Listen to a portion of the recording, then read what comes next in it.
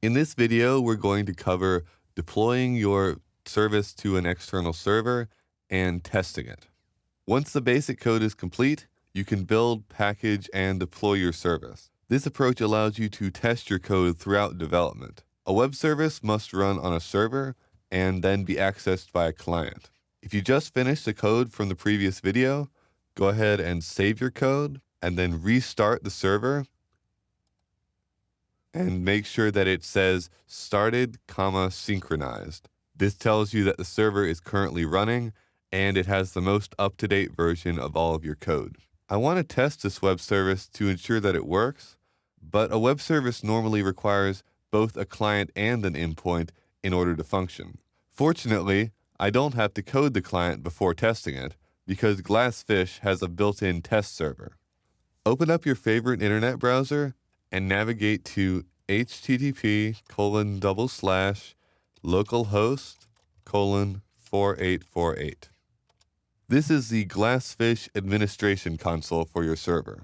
From here, you can click on Applications in the left-hand sidebar to open up a list of all of the different services available on your server. In this case, the only service available is Hello World.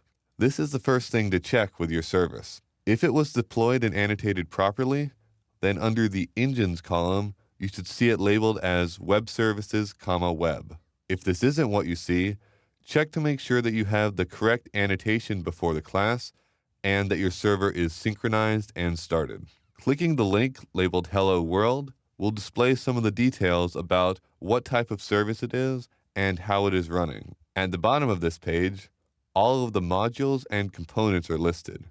There is the overall module, from which you could launch the service if it were fully functional. There is the default servlet, which is created automatically. There is the JSP file, which we created earlier.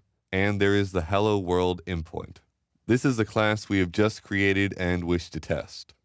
Clicking View Endpoint brings up a new screen with details about the class. The important point here is that Glassfish has a built-in tester for web services with the link listed under Tester. Clicking this link will bring up a new page that has all the links to your server itself. I'm going to increase the font size a little bit to make this a little bit easier to see. The only difference between the two links is whether or not security is enabled. Since we haven't implemented any form of security, just click on the first link. This will take you to a graphical interface which lists all of the methods in the web service and allows you to run them and, if applicable, to specify input. The constructor method takes no input since it's void, but the hello method should have a text box to allow it to accept strings. Type a sample string into the text box and then click the hello button. If everything was programmed correctly, something like this screen should appear. The method will return the string hello followed by your input.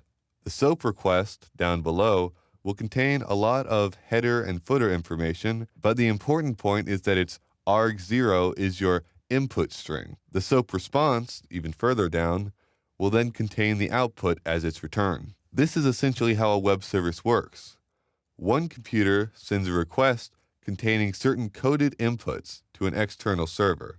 The server then uses those inputs to run one or more methods, and then it sends the outputs back to the original server in understandable form.